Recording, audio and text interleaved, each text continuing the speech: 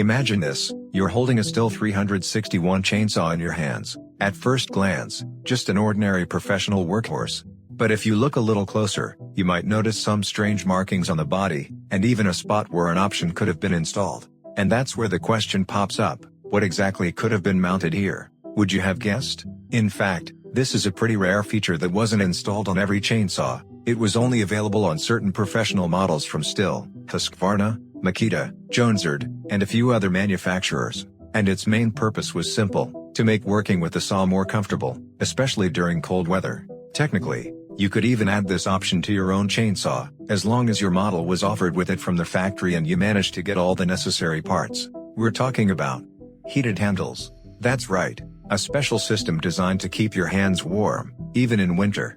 Because if you've ever worked in freezing weather, you know how fast your fingers go numb, how quickly you lose sensitivity, and how hard, even dangerous, it can get to keep working. With heated handles, you've got a solid grip, your hands don't slip, and you can keep working for hours with no problem.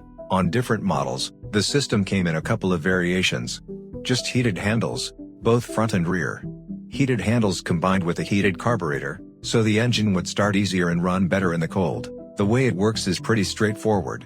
A small generator mounted on the saw, right behind the flywheel, produces current that powers heating elements inside the handles. It all gets switched on with a separate toggle. There were also homemade systems people came up with, where heat from the exhaust gases was routed through a special channel inside the tubular handle to warm it up, a kind of DIY tuning, which, of course, wasn't always safe, but it did the job. Today, heated handles are standard on many professional chainsaws used by loggers in cold regions.